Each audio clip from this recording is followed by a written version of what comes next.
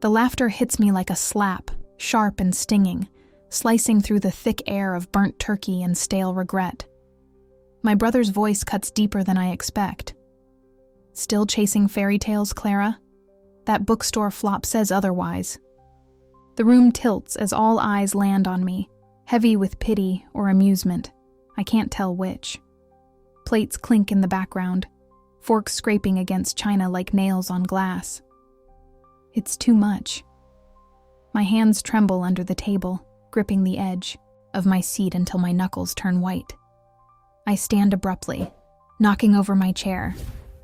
It crashes to the floor with a sound that silences everyone for half a second before Jake snickers again. I don't look at them. I can't. Not Dad, whose disappointed sigh feels heavier than any words he could say. Not Mom, who tries to smooth it over with a nervous laugh, her voice trembling just enough to betray how uncomfortable she really is. I grab my coat from the back of the door, the wool rough against my fingers, and step outside without another word. The cold bites instantly, November wind whipping tears across my cheeks before I even realize I'm crying. This isn't about tonight. It's about years of feeling invisible, dismissed, treated like some reckless dreamer who doesn't know better. But this time, something inside me snaps. If they think I'm so incapable, so unworthy of their respect, fine. Let's see what happens when I prove them wrong. Want to hear how far I'll go? Subscribe now. You won't believe where this journey takes me next. Let me tell you about us, because understanding them is key to understanding why that night hurt so much. I'm Clara, 28 years old, stubborn as hell, and maybe a little too idealistic for my own good. Ever since I was a kid, I've been chasing dreams bigger than myself, writing stories no one read, starting clubs no one joined, and opening a bookstore in a world that seems to have forgotten how much books matter. People call me naive, but deep down, I know it's not naivety. It's hope.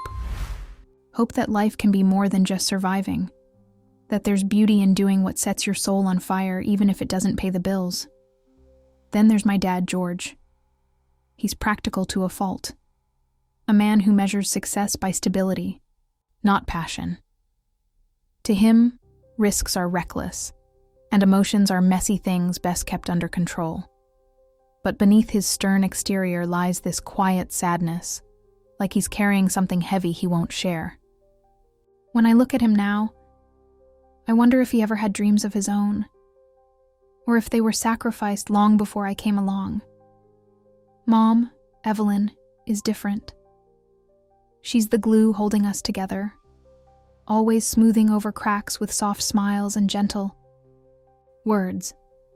But those smiles? They're fragile, masking her own pain. She loves fiercely but struggles to stand up for herself, or for me. That night at dinner, she laughed nervously when Jake mocked me, pretending everything was fine while her hands shook under the table. She wants peace, harmony, anything to avoid conflict. But sometimes, avoiding trouble only makes it worse. And then there's Jake, my older brother, the golden child. Charismatic, successful, and utterly convinced he knows better than anyone else.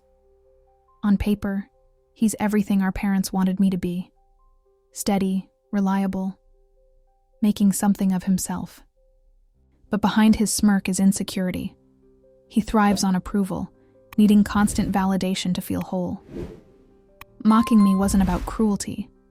It was about proving he's still ahead, still winning.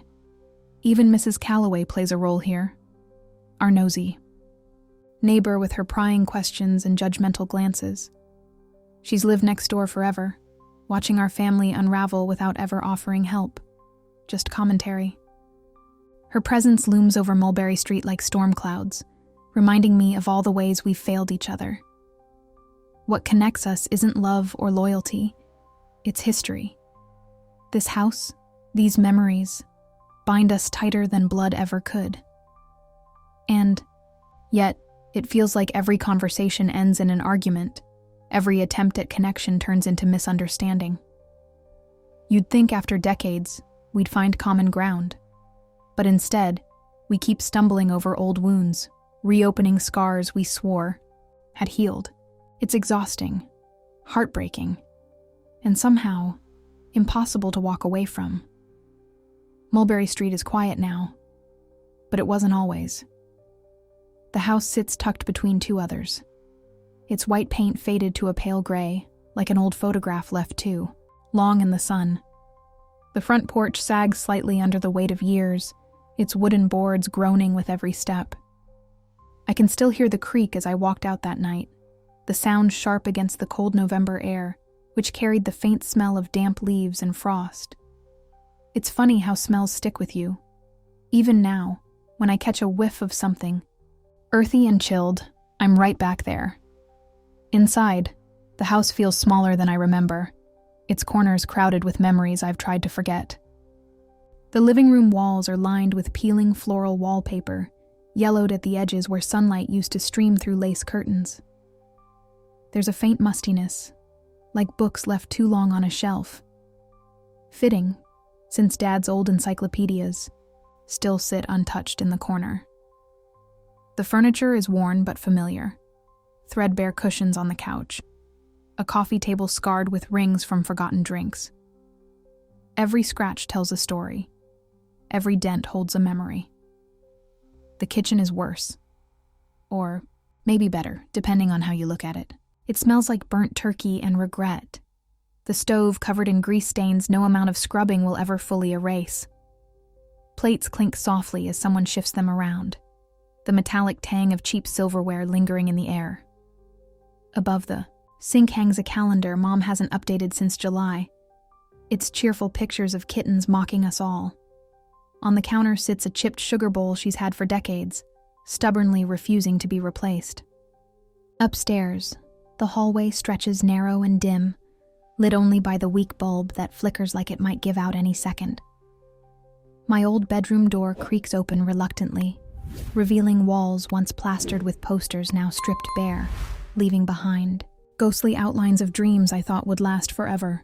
The attic hatch looms above me, dusty and foreboding, hiding secrets I don't want to face but can't ignore. Outside, rust-colored leaves skitter across cracked sidewalks, their brittle edges crunching underfoot. A dog barks somewhere far, away, its lonely echo swallowed by the vast silence of suburbia. Overhead, power lines hum faintly, buzzing like whispers I can almost, but not quite, understand. It's strange how places hold on to feelings. This street, this house, they're soaked with ours. Failure, frustration, longing. It's all here, seeping into the cracks of everything we touch. And yet somehow, it's home. You ever feel like no matter what you do, it's never enough? Like the harder you try, the more people push back. Like they're waiting for you to fail just so they can say, "I told you so." That's me. That's been me for years now. I left my corporate job 2 years ago because sitting in that fluorescent-lit cubicle felt like dying a little every day. It wasn't living, it was surviving, and I wanted more than that. So I opened a bookstore downtown, this tiny little place with creaky wooden floors and shelves stuffed full of stories I loved. Books I thought could change lives if only people would pick them up. But here's the thing about dreams. They don't pay rent. And when customers stopped coming, when bills piled up faster than sales, everyone around me started shaking their heads, whispering behind my back about how impractical I am, how reckless, how selfish. They didn't see the hours I spent trying to keep it alive, or the nights I stayed awake wondering if I'd made a huge mistake. All they saw was failure. Now add to that the fact that this house, the one I grew up in, the one filled with memories both good and bad, is falling apart too. Not just physically, though God knows the roof leaks and the pipes groan like they're about to burst, but emotionally. We're fractured, broken in ways I don't even know how to fix anymore. Dad thinks stability is everything. Mom just wants peace at any cost. Jake acts like he's got all the answers while secretly crumbling under the pressure to be perfect. And me? I'm stuck somewhere in between, fighting for something none of them seem to understand. That night at dinner wasn't just about being mocked. It was about feeling invisible again, like nothing I've done matters unless it fits into their narrow idea of success. When Jake laughed at me, when Dad sighed like I'd disappointed him yet again, it wasn't new. It's always been there, simmering beneath the surface. But this time it felt different. This time, it hit harder because I realized something. They don't respect me. Not really. They tolerate me, sure. But respect? No. And maybe that's on me. I mean, who quits a stable job to chase some pie-in-the-sky dream? Who walks away from security for uncertainty? But here's the question. What would you do? If you were standing where I stood that night, hearing your family tear apart the very thing that makes you feel alive, would you walk away? Would you fight back? Or would you stay silent, swallowing your pride and pretending everything's okay because it's easier than facing the truth? Because the truth is, buying this house wasn't just about proving them wrong. It was about finding a way to reconnect, to show them I'm still part of this family even if I don't fit their mold. But now that I own it, now that I'm back, here breathing in the same stale air and walking these same creaky floors, I'm starting to wonder if that connection is even possible. Can we fix something that's been broken for so long? Can I forgive them for not believing in me? And can they forgive me for leaving in the first place? These questions haunt me every single day, echoing louder than the wind outside or the voices inside these walls. What do you think? Could you forgive them? Moving back into the house on Mulberry Street felt like stepping into an alternate reality, one where time had stopped, but somehow kept moving forward without me. The boxes I'd packed with so much hope sat stacked awkwardly in the living room, their edges sharp against the faded floral wallpaper that still clung stubbornly to the walls. Every corner of this place whispered memories I wasn't ready to face. The scuffed baseboards where Jake and I used to race toy cars, the faint outline on the wall where my height chart once hung, even the stubborn creak of the floorboard by the stairs that always gave us away when we were sneaking downstairs as kids. But none of those memories prepared me for what came next. The first crisis hit almost immediately, subtle at first, but growing louder with every passing day. It started with Jake refusing to speak to me altogether. He didn't just ignore me. He went out of his way to avoid me, slamming doors when I entered rooms, rolling his eyes whenever Mom tried to include me in conversation. One evening, as we all sat awkwardly around the dinner table, he finally broke his silence. "You know," he said, his voice dripping with disdain, "it's pretty convenient you swooped in and bought the house after everything fell apart. Real noble of you." His words landed like a punch to the gut, sharp and unrelenting. I opened my mouth to respond, but nothing came out. What could I say? That I hadn't done it out of pity or obligation. That I needed, to find some way to reconnect with them. To prove I wasn't the failure they thought I was? Somehow, none of that seemed like it would matter to him. And then there was Mrs. Calloway. Oh, Mrs. Calloway. She showed up, uninvited, the morning after I moved in, tapping her cane against the porch railing like she owned the place. Well, she drawled, peering at me over her glasses. "Didn't think we'd see you back here anytime soon. Must be nice to have money to throw around while the rest of us scrape by." Her tone was sharp enough to cut glass, but worse than her words was the knowing look in her eyes, like she'd already decided who I was and wasn't going to let me change her mind. When I asked her what she meant, she shrugged, smirking. "Just saying, not everyone gets to come waltzing back home like nothing happened." But the real kicker came from Dad. For someone who prided himself on practicality, he sure didn't seem thrilled about my return. Every time I offered to help fix something, a loose railing, a leaky faucet, he brushed me off with a gruff, "I've got it," or muttered under his breath about how I probably didn't know what I was doing anyway. Once, I caught him staring at me while I was unpacking books onto the shelf in the living room. His expression was unreadable, but his voice carried a weight that made my chest tighten. "You realize owning a house isn't just about writing checks, right?" he said, almost accusingly. "It's work, responsibility. Are you sure you're ready for that?" Every interaction felt like walking through a minefield, each step more dangerous than the last. Even Mom, who usually tried to smooth things over, seemed distant, distracted. She'd offer weak smiles when I walked into the kitchen or pat my hand absentmindly during meals. But her heart wasn't in it. Something was wrong. I could feel it. But she wouldn't talk to me about it, no matter how many times I asked if everything was okay. What hurt most wasn't just the hostility or the judgment. It was the realization that coming back hadn't fixed anything. If anything, it had made things worse. They weren't treating me like family. They were treating me like an intruder, someone who didn't belong anymore. And the worst part? I couldn't blame them entirely. I'd left, hadn't I? I'd walked away from this life, this house, these people, chasing dreams they didn't understand. Maybe they thought I didn't care. Maybe they thought I'd forgotten them. But I hadn't. Not really. And now, standing in this house that smelled like old wood and stale regret, surrounded by people who couldn't, or wouldn't, look me in the eye, I wondered if I'd made a huge mistake. Could I survive this? Could I push past their anger, their resentment, and find a way to make them see me?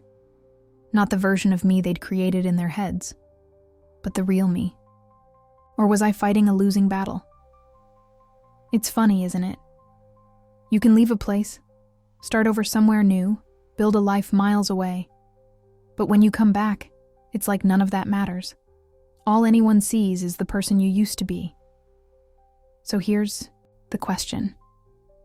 If you were me, faced with this wall of silence and judgment, what would you do?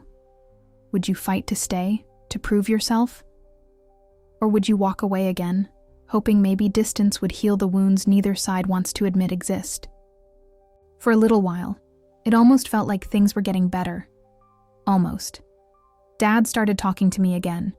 Not about anything important, mind you, but enough to make me think maybe we could find our way back to each other.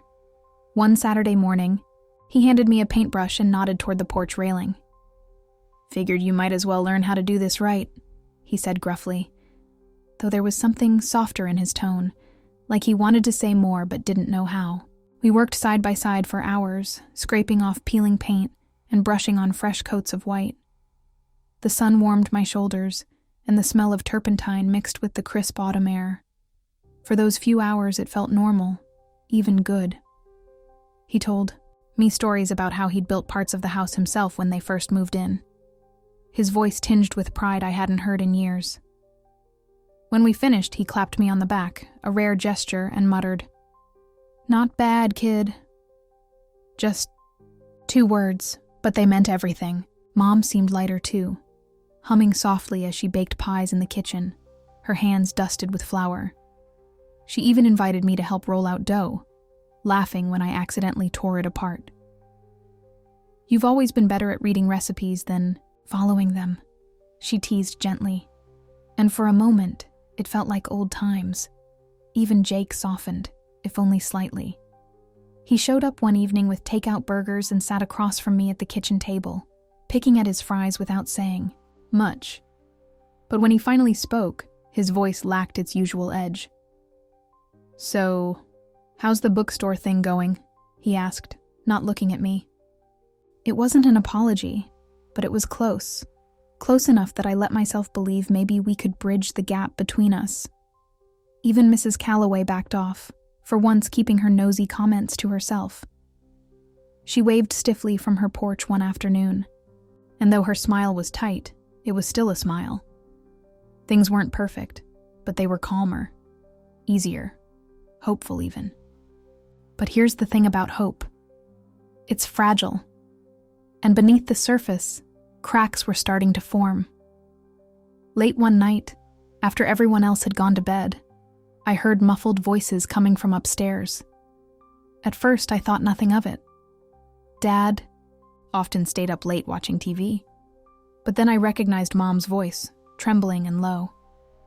"I don't know what she expects," she whispered, her words sharp despite their quietness.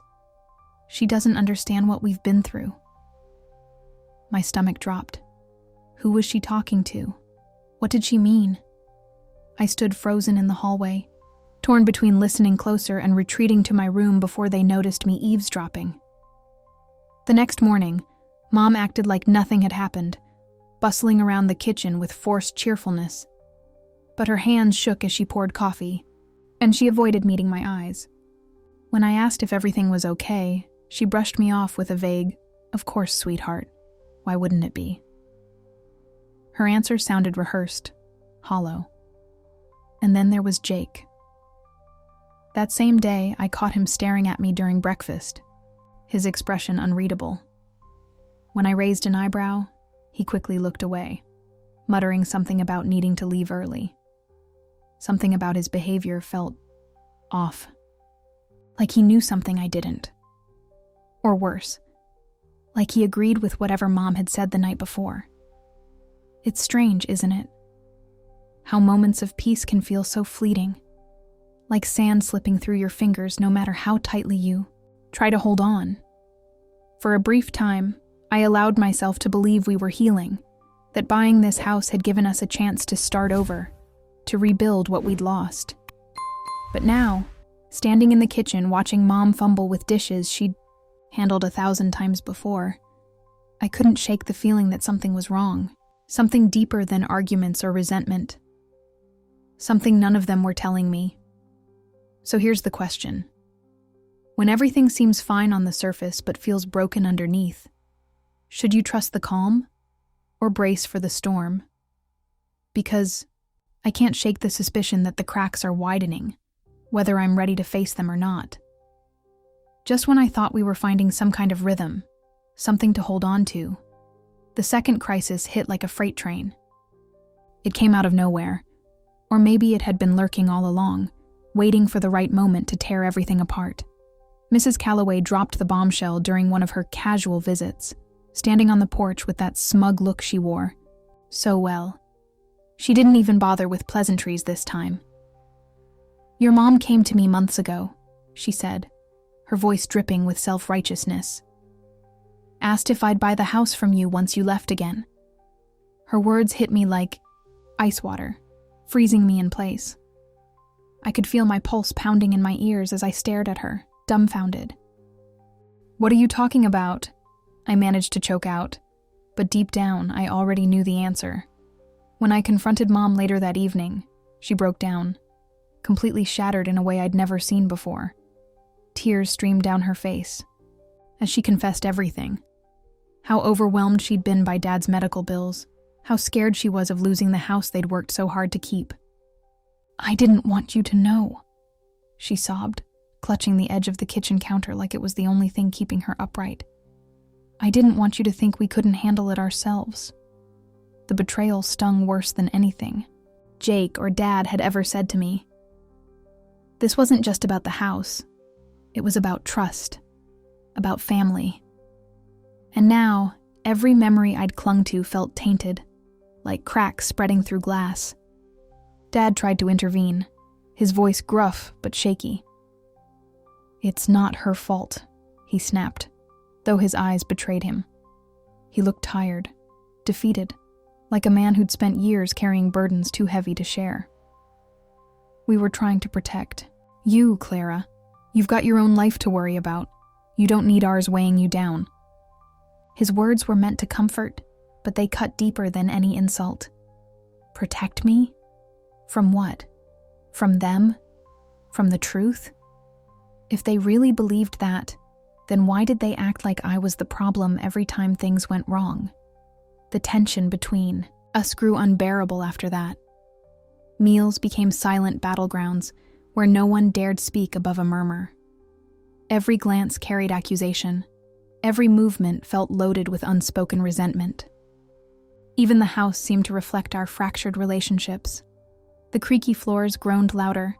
The peeling wallpaper curled inward like it wanted to retreat from the chaos inside. One night, unable to sleep, I wandered upstairs and found myself staring at the attic door. Something about it called to me, a pull I couldn't ignore. My hands trembled as I turned the knob, the hinges letting out a low whine as the door swung open. Inside, dusty boxes lined the walls, their contents spilling secrets I wasn't sure I was ready to face. And then I saw them. Letters. Letters I'd written as a teenager, filled with wild dreams and promises to change the world. Letters they'd saved, all these years. They weren't just pieces of paper. They were proof that somewhere, buried beneath all the judgment and disappointment, they still believed in me. Or at least, they used to. But here's the question.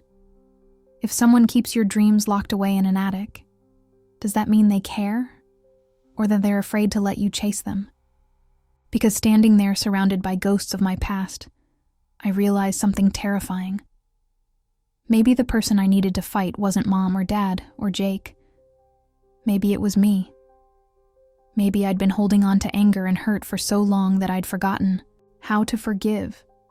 Not just them, but myself. And now, with the weight of their betrayal pressing down on me, I had to decide. Walk away from this mess forever, or stay and risk having my heart broken again. What would you do? The attic was suffocating, the air thick with dust and memories I wasn't prepared to face. My hands trembled as I sifted through the boxes, each one spilling fragments of a life I thought I'd left behind. And then, tucked inside a faded shoebox, I found them. Letters. Dozens of them.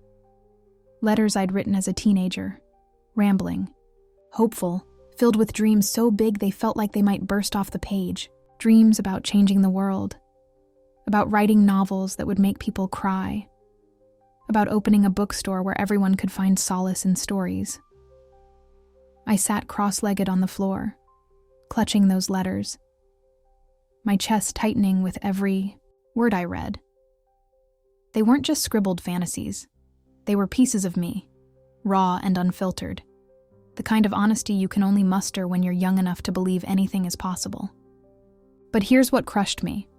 They'd kept them.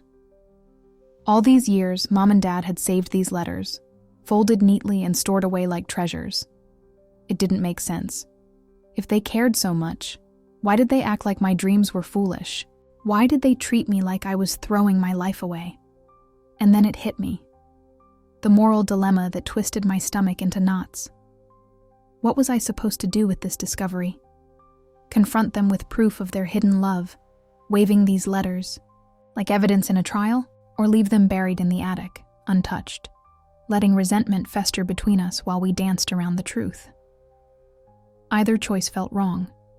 Bringing up the letters meant forcing them to admit they'd lied, not just about the house, but about believing in me. It meant reopening wounds neither of us was ready to heal. But ignoring them felt worse.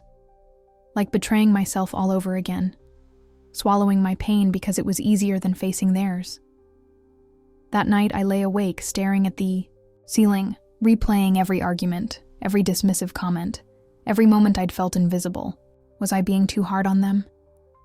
Maybe they didn't know how to support me without feeling like failures themselves. Maybe saving those letters was their way of holding on to hope when they couldn't figure out how to help me keep mine. Or maybe I hated even thinking it. They were trying to control me, keeping my dreams locked away where they couldn't cause trouble. The next morning, I tried to act normal, but everything felt heavier.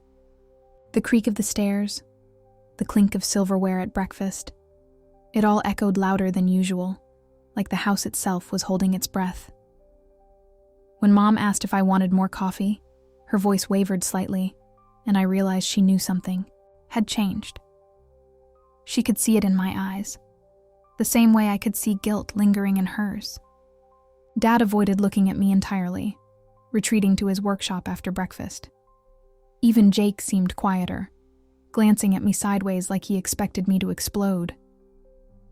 The tension was unbearable, pressing down on me until I thought I might crack under its weight. Every instinct screamed at me to march into the living room, scatter those letters across the table, and demand answers. Why did you save these if you didn't believe in me? I imagined myself shouting, tears streaming down my face. Why did you let me think I was alone? But then I pictured their faces, the shock, the shame, the hurt, and hesitated. Would confronting them fix anything, or would it only drive us further apart? Could I risk shattering whatever fragile piece we'd managed to rebuild? And yet, how could I move forward knowing they'd kept this from me? How could I trust them, or myself, if I stayed silent? Here's the thing. Forgiveness isn't easy. It's messy and complicated, full of gray areas that don't fit neatly into right or wrong. Part of me wanted to forgive them, to take the high ground and say, it doesn't matter anymore. But another part, the angrier, more stubborn part, refused to let go. Not yet. Not until I understood why they'd done it. So here's the question. If you found proof that the people who hurt you also loved you deeply, but never showed it, what would you do? Would you confront them, risking everything for the chance to understand? Or would you walk away, protecting yourself from more pain, even if it meant losing them forever? Because sitting there, surrounded by ghosts of my past, I realized I had no idea which path would lead to healing, and which would leave me broken beyond repair. The tension in the house reached a fever pitch, and just when I thought it couldn't get worse, the fourth crisis blindsided me like a punch to the gut. It wasn't just another argument or passive-aggressive comment. It was something bigger, sharper, more final, something that made everything else feel small by comparison. It started with an envelope, a plain white one, slipped under my bedroom door late one night while everyone else was asleep. At first, I didn't think much of it. I figured it was some misplaced bill or piece of mail. But when I opened it, my blood ran cold. Inside was a notice from the county. Tax delinquency warning. The words blurred together as I read them over and over, trying to make sense of what they meant. Apparently, Dad had fallen behind on property taxes, not just recently, but for years. If we didn't pay within 30 days, the house would go into foreclosure. My heart sank as the reality hit me. This wasn't just about us fighting or avoiding each other anymore. This was survival. We were going to lose the house, the one thing tying all of us together, if I didn't do something. I stormed downstairs, clutching the notice like it might burn my hands if I let go. "What is this?" I demanded, slamming it onto the kitchen table where Mom sat sipping her morning tea. She flinched, nearly spilling her mug, then went pale when she saw what it was. "Clara," she began, but her voice trailed off, trembling. Dad walked in moments later, looking groggy and disheveled, his usual stoic demeanor cracking the instant he saw the paper. "Where did you find that?" he asked sharply, though there was no real force behind his tone, just exhaustion. For once, even Jake showed up without being called, drawn by the commotion. His face darkened as soon as he realized what was happening. "This is why she bought the house," he muttered bitterly, glaring at me like it was somehow my fault, like I'd orchestrated this whole mess just to prove a point. "No one told me," I shot back, my voice rising despite myself. "You guys act like I'm the enemy, but none of you bothered to mention that the house was drowning in debt." "It's not your problem," Dad snapped, his jaw tightening. "We've been handling it, or trying to." "Handling it?" I laughed, the sound sharp and bitter. "Really? Because from where I'm standing, it looks like you've been failing pretty spectacularly, and now you expect me to clean up. The mess." Mom burst into tears, burying her face in her hands. "We didn't want to burden you," she whispered between sobs. "You've got your own life to worry about. You don't need ours falling apart on top of everything else." Her words hit me like a slap, not because they were cruel, but because they were so painfully familiar. That same excuse again, that same tired refrain about protecting me from their problems. Except this time, it wasn't just about pride or resentment. It was about survival. This house wasn't just a building. It was our history, our memories, the only place any of us had ever truly called home. Losing it would mean losing a part of ourselves we could never get back. For days, the weight of the situation pressed down on me like a physical force. Every conversation felt loaded, every decision monumental. Do I pay the taxes myself? Use the last of my savings to keep the house afloat, knowing full well it might not solve anything in the long run? Or do I walk away, let the bank take it, and cut my losses before things got even worse? Either choice felt impossible, suffocating. Paying meant sacrificing everything I'd worked for, pouring money into a sinking ship while risking further. Alienation from the people who should have trusted me enough to tell me the truth. Walking away meant giving up. Not just on them, but on the idea that we could ever be a family again. And then there was Jake, making things infinitely worse. He kept dropping hints about how irresponsible it was to throw good money after bad, reminding me constantly that I'd already failed once with the bookstore. Maybe it's time to stop chasing fairy tales, he said one evening, his tone cutting deeper than usual. Face facts, Clara. Some things can't be fixed. His words stung, not because they were true, but because they echoed doubts I'd tried so hard to silence. Was he right? Had I been naive to think coming back here could change anything? To believe I could rebuild something that had been broken for so long? Every corner of the house felt heavier during those weeks. The creaky floors groaned louder. The peeling wallpaper seemed to curl inward faster. The faint smell of dampness turned sour. Even the porch railing Dad and I had painted together looked duller, like its fresh coat of white couldn't mask the rot underneath. Everything around me mirrored the chaos inside my head, the constant tug-of-war between anger and guilt, love and frustration. Here's the question. When everything rides on one decision, and both options feel equally devastating, how do you choose? Do you fight for something you're not sure is worth saving, or do you walk away and hope someday you'll forgive yourself? Because sitting there surrounded by reminders of everything we stood to lose, I realized I had no idea which path would lead to redemption, and which would leave me wishing I'd chosen differently. The clock ticked louder than it should have, each second stretching into an eternity as the deadline loomed closer. 30 days. That's all I had left to save the house, to save us, or watch everything crumble into nothingness. The tax notice sat on the kitchen counter, its stark black letters glaring at me like a countdown to doom.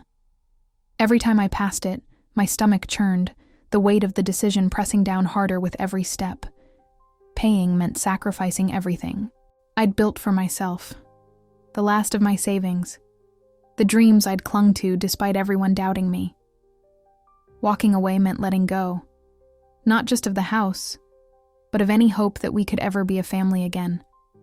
And yet, neither option felt right, neither felt like enough. How do you choose between your own future and the past you share with people who can't even look you in the eye without guilt shadowing their faces? Mom spent most of her days hovering around the edges of rooms, wringing her hands like she was trying to scrub away years of regret. Dad buried himself in projects he didn't finish, hammering nails into wood with a violence that made me wonder if he was trying to fix more than just the house. Even Jake, who usually thrived on chaos, seemed quieter now, his usual bravado replaced by something fragile and uncertain. It was like we were all waiting for something, some sign, some miracle, that would tell us what to do next. But miracles don't come easy, do they? Instead, things got worse. One afternoon, I found Mrs. Calloway lurking near the mailbox, her cane tapping impatiently against the sidewalk. She gave me a thin-lipped smile when she saw me approach, though her eyes gleamed with something sharper than neighborly concern. "Heard about the trouble?" she said casually, as if discussing the weather. "Shame, really. Such a nice little house." Her tone shifted then, turning saccharine sweet but laced with venom. "If you're thinking of selling, I'd still be interested. Fair price, of course." Her words hit me like ice water, freezing me in place. Selling wasn't supposed to be an option anymore. I owned the house now, didn't I? But here she was, circling like a vulture, ready to swoop in the moment I faltered. And worse, her presence reminded me of Mom's betrayal, the secret deal she'd tried to make behind my back. Was this how low we'd sunk? Were we really willing to sell pieces of ourselves to survive? That night, I couldn't sleep. The house creaked and groaned around me, its old bones settling uneasily under the weight of our collective failure. I wandered downstairs in the dark, drawn inexplicably to the attic once again. Maybe it was desperation, maybe curiosity, or maybe I just needed somewhere to hide from the suffocating tension downstairs. Whatever it was, I found myself sitting amidst the dusty boxes, clutching those letters I'd written as a teenager. Letters they'd saved, all these years. Proof that somewhere, buried beneath all the judgment and disappointment, they still believed in me. Or at least, they used to. But belief doesn't pay bills, does it? Not when the roof is leaking and the foundation is cracked and the taxes are overdue. Belief doesn't stop foreclosure notices from arriving or nosy neighbors from offering checks with strings attached. Belief doesn't fix families torn apart by secrets and silence. Still, as I sat there surrounded by ghosts of my past, I realized something terrifying. This wasn't just about the house anymore. This was about trust, about forgiveness, about deciding whether love was worth fighting for, even when it hurt. Because deep down, I knew the real question wasn't whether I could afford to save the house. It was whether I could afford to lose them. Here's the thing. Forgiveness isn't easy. It's messy and complicated, full of gray areas that don't fit neatly into right or wrong. Part of me wanted to walk away, to protect myself from more pain, even if it meant losing them forever. But another part, the stubborn, hopeful part, refused to give up. Not yet. Not until I understood why they'd done it. Why they'd kept those letters hidden. Why they'd lied about the taxes. Why they'd treated me like I was invisible for so long. So here's the question. When everything rides on one decision, and both options feel equally devastating, how do you choose? Do you fight for something you're not sure is worth saving? Or do you walk away and hope someday you'll forgive yourself? Want to find out what I did next? Stay tuned. You won't believe where this journey takes me. The morning of the deadline arrived too soon, sunlight streaming through the cracks in the curtains like it didn't care about the storm brewing inside me. I hadn't slept. How could I? Every breath felt heavier than the last. Every heartbeat, louder, echoing off the walls of a house that now felt like it was closing in on itself. The tax notice sat on the kitchen table, mocking me with its finality. 30 days had come and gone, and now it was time to face the music, to make a choice I wasn't sure I was ready for. I called everyone into the living room, my voice trembling but firm. "We need to talk," I said, clutching the envelope like it might burn my hands if I let go. They filed in one by one, their faces pale and wary, as though they already knew what was coming. Mom perched on the edge of the couch, her hands twisting nervously in her lap. Dad leaned against the wall, arms crossed tightly over his chest, his jaw clenched so hard I thought he might crack a tooth. Jake stood near the doorway, half hidden in shadow, his expression unreadable but tinged with something dangerously close to resignation. "This is it," I began, holding up the notice. "If we don't pay these taxes today, the house goes into foreclosure. That's it. No more chances." My voice broke on the last word, and I swallowed hard, forcing myself to keep going. "So here's the deal. I can cover the payment.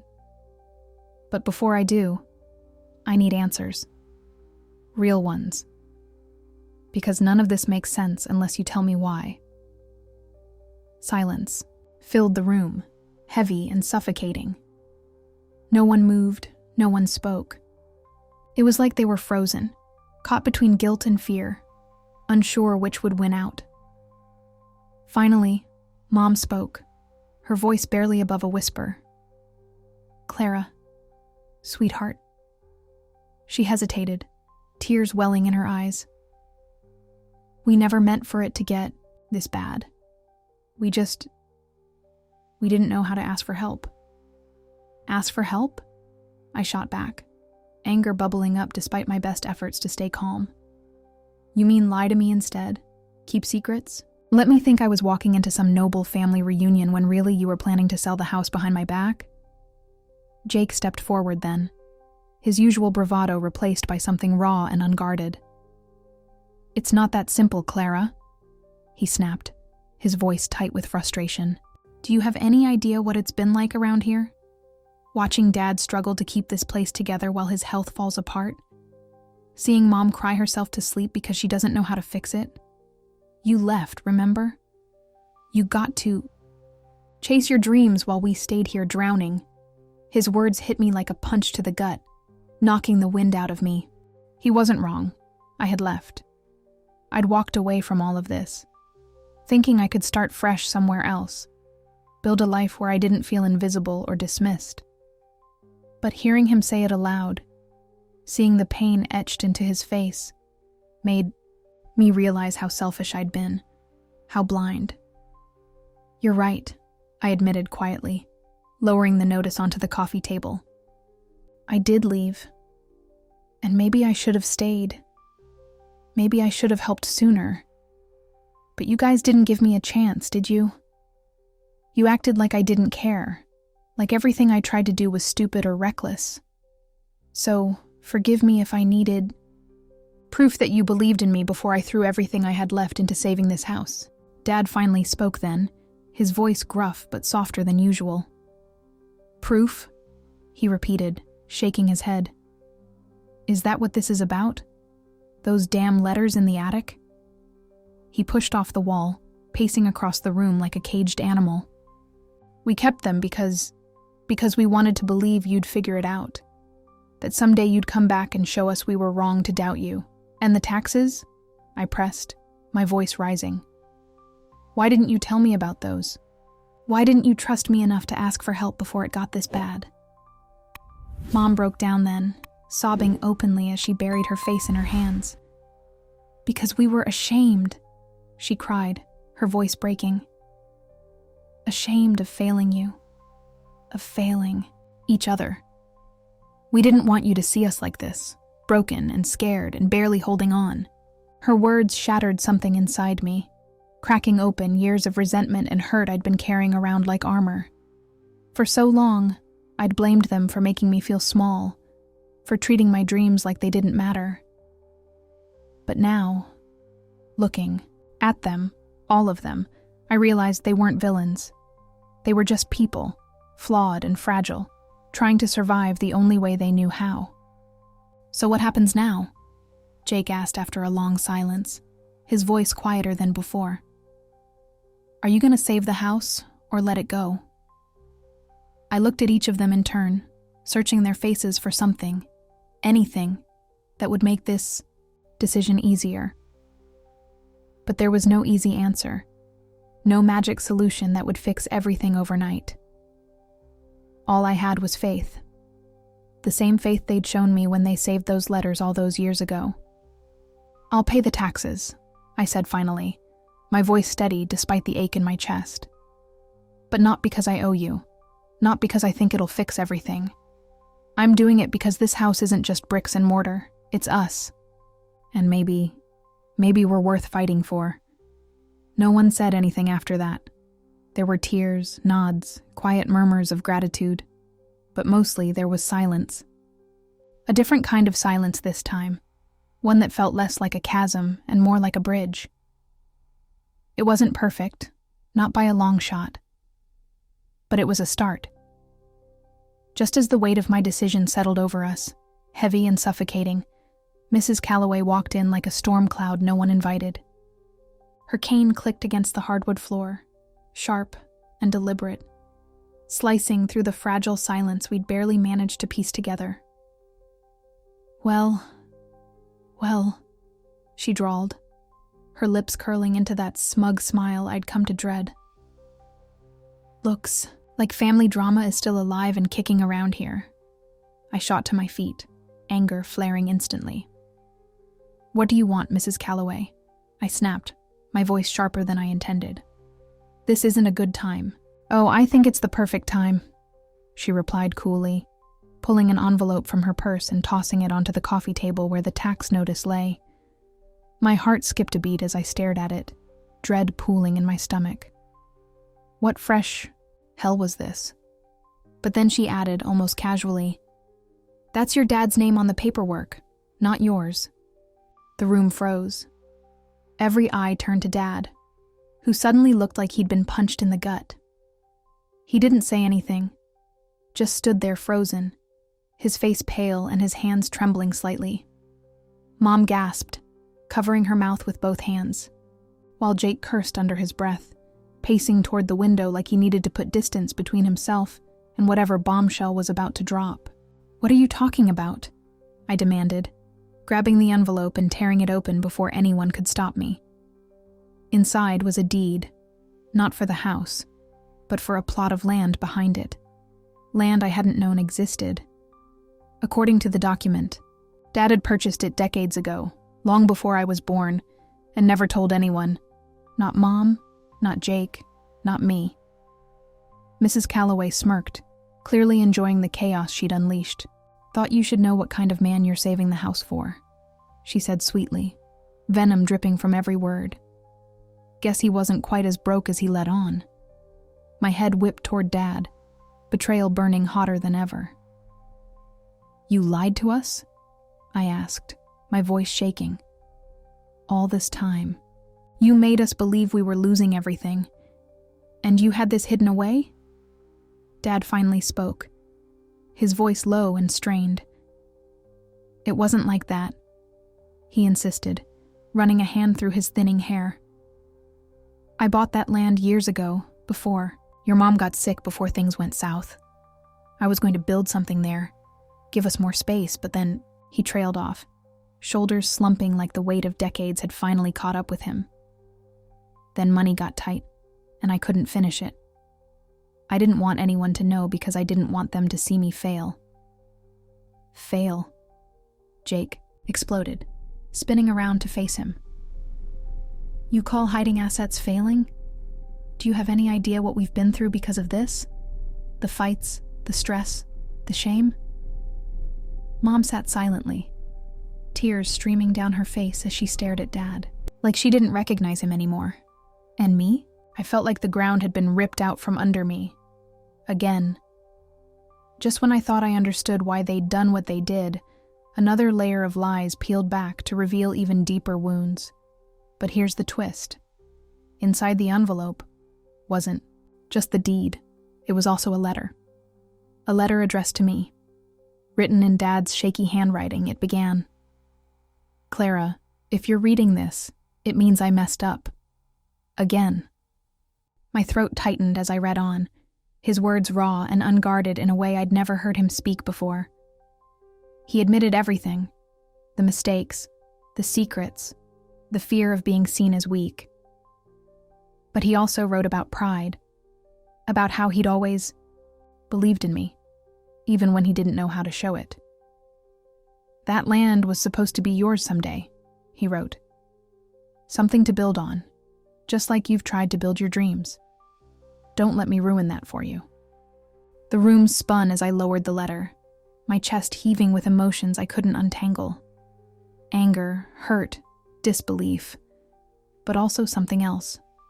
Something softer. Hope. So here's the question. When someone shows you their worst self, but gives you the tools to create your best future, what do? Walk away? Or stay and rebuild? This story isn't over yet. Subscribe now to see how Clara chooses between forgiveness and freedom. Trust me, you won't see the next twist coming. The letter trembled in my hands, its words etched into my mind, like they were written there forever. Dad's voice, so raw, so unguarded, echoed through me, louder than any argument or apology he'd ever spoken aloud.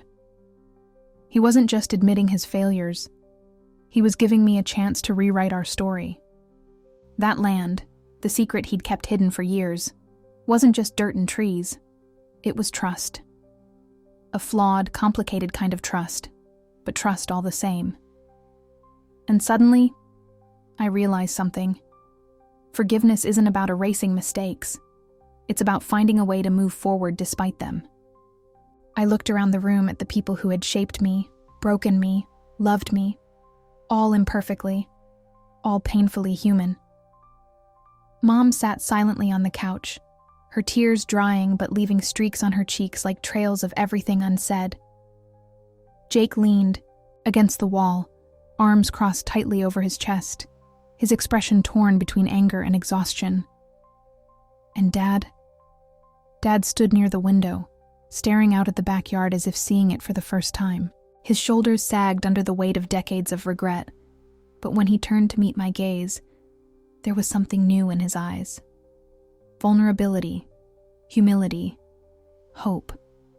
I don't know what to say, I admitted finally, my voice cracking under the weight of everything I felt. Part of me wants to scream, to demand answers for every lie, every moment you made me feel invisible.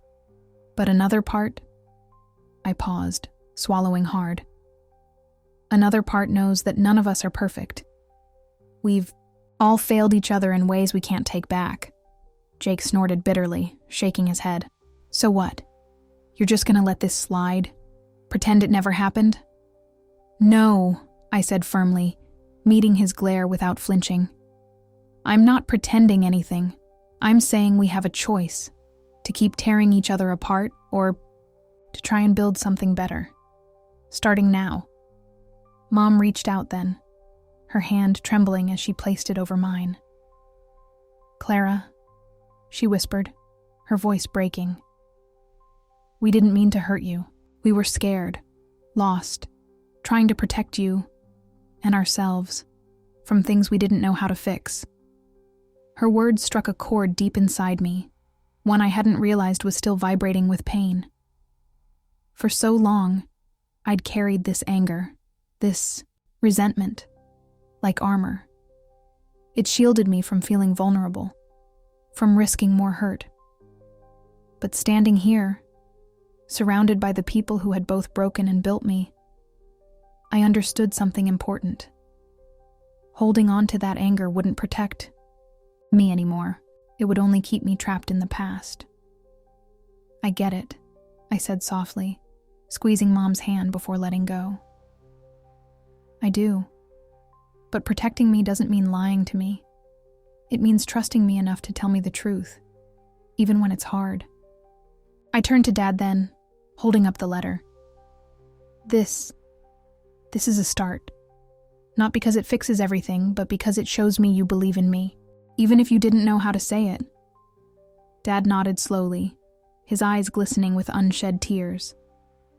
I'm sorry, he said hoarsely, his voice barely above a whisper. For everything. I should have trusted you. Trusted all of you. For a moment, no one spoke. The silence stretched taut, fragile but hopeful, like the first breath after a storm passes. Then Jake sighed heavily, running a hand through his hair. Fine, he muttered grudgingly. But if we're doing this, the whole fixing things thing, you're gonna need to stop acting like you've got all the answers, Clara. None of us are perfect. His jab landed lightly, almost teasingly, and for the first time in days, or maybe years, I smiled. A real smile, small but genuine. Deal, I said, crossing my arms over my chest.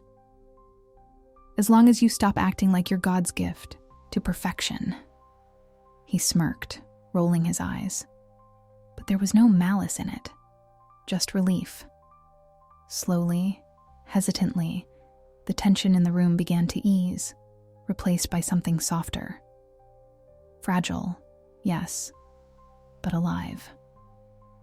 That night, I walked outside and stood at the edge of the property line, staring at the empty lot behind the house. The moonlight bathed it in silver, turning shadows into possibilities.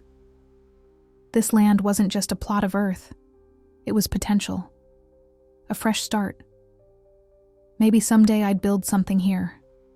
Something that reflected who I was becoming instead of who I'd been. Or maybe I'd share it with them, piece by piece, until it became ours again. Not as individuals, but as a family. So here's the question. When life gives you choices between walking away and staying to rebuild, how do you decide which path leads to growth and which keeps you stuck in the past? Let me know in the comments, because transformation isn't easy, but it's always worth it. The next morning, I woke up before anyone else, slipping out of bed while the house was still wrapped in that hushed quiet that comes right before dawn. The air smelled crisp and clean, like the world had reset itself overnight.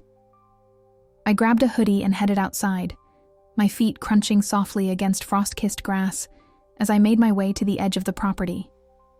Standing there, looking at the empty lot bathed in pale sunlight, I felt something shift inside me, a kind of clarity I hadn't known I was searching for. This land wasn't just dirt and trees. It was possibility. It was hope. And maybe, just maybe, it was exactly what we needed to start over. By the time everyone else stumbled downstairs, yawning and bleary-eyed, I'd already called the county office to confirm the tax payment would go through. The house was safe, for now. But instead of letting that relief wash away everything else, I knew we couldn't stop there. Saving the house wasn't enough if we didn't fix what had been broken between us.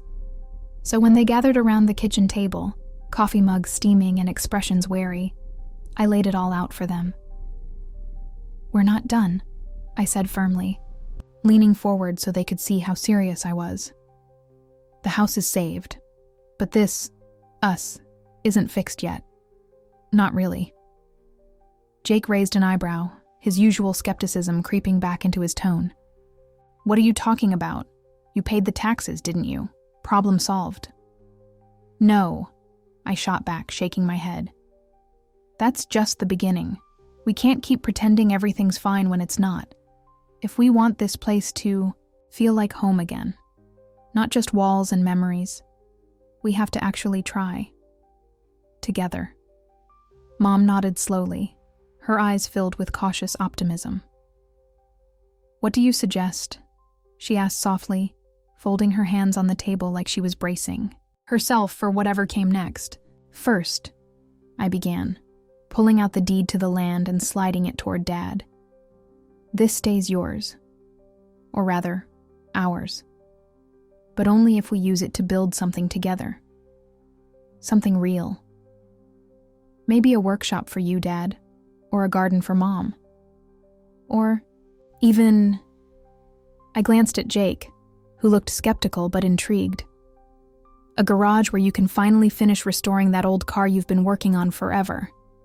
Jake smirked, though there was a flicker of interest in his eyes. "You think I'm sharing space with any of you? Please." "Fine," I countered, grinning despite myself. "But if you trash it, you're cleaning it up yourself." Dad chuckled, softly, the sound warm and unfamiliar after so many years of strained silences. "And what about you?" he asked, his voice tinged with curiosity. "What do you get out of this?" I hesitated, glancing back at the window where sunlight streamed onto the empty lot. "A bookstore," I admitted quietly, my cheeks heating under their stares. "Not the one downtown, the one that failed, but something new, something better. A place where people can come read, talk, connect. Where stories matter." For a moment, no one spoke. Then Mom reached across the table, taking my hand in hers. "I think that sounds perfect," she said, her smile soft but genuine. "Just promise me one thing. You won't do it alone this time. Let us help, even if we don't always know how." Her words hit me harder than I expected, loosening something tight in my chest. For so long, I'd carried the weight of failure on my own shoulders, convinced that asking for help meant admitting defeat. But sitting here, surrounded by people who were finally willing to meet me halfway, I realized I didn't have to carry it anymore. Not alone. Over the next few weeks, things started changing. Not all at once, but gradually, like spring thawing winter's grip. Dad spent hours sketching plans for a workshop, his excitement contagious in a way I hadn't seen since I was a kid. Mom planted flowers along the fence line, humming softly as she worked, her hands steady and sure. Even Jake pitched in, dragging tools and lumber into the backyard, muttering complaints but secretly enjoying himself more than he let on. As for me, I started dreaming again, bigger, brighter dreams than before. The bookstore wouldn't just be mine.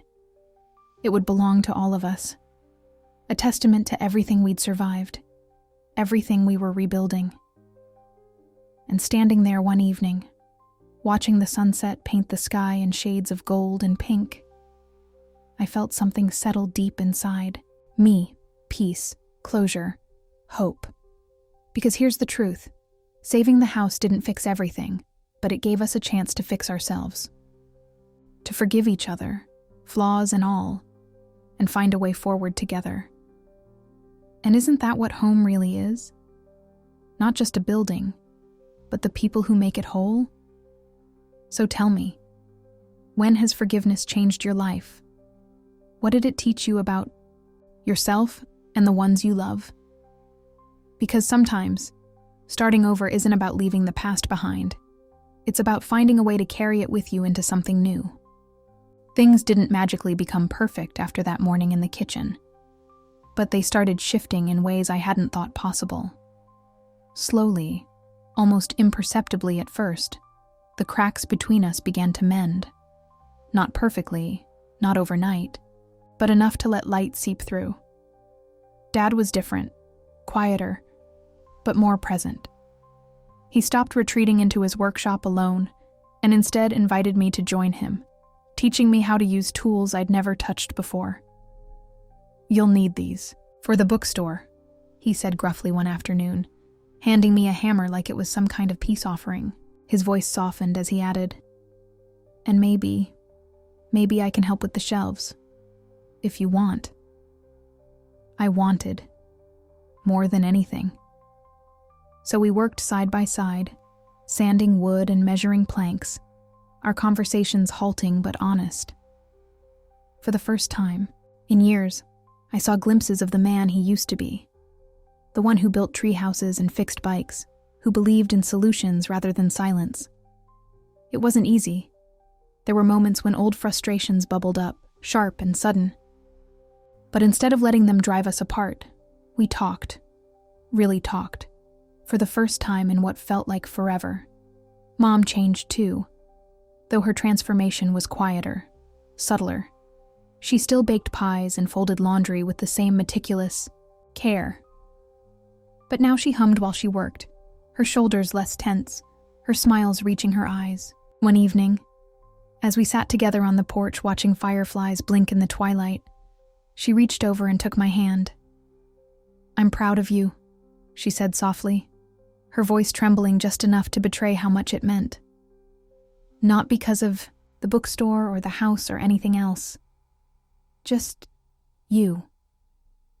Her words caught me off guard, leaving me blinking back tears I didn't expect to fall. All those years of feeling invisible, dismissed. It turned out she'd seen me all along. She just hadn't known how to say it. Jake surprised me the most. Gone was the brash, judgmental older brother who acted like he had all the answers. In his place was someone softer, more vulnerable, a guy who admitted he didn't know everything, and sometimes needed help too. He spent hours tinkering with his car in the new garage, but every so often, he'd pop his head out and ask if I needed an extra pair of hands. "Don't get used to it," he'd mutter, pretending annoyance. But there was no mistaking the pride in his voice when he helped hang the sign for the bookstore, Clara's Corner. The name made me laugh. He insisted it sounded classy. But, deep down, I knew it mattered more than he let on. Even Mrs. Calloway softened, though she'd never admit it outright. She stopped lurking around the mailbox and actually brought over a plate of cookies one afternoon, mumbling something about being neighborly.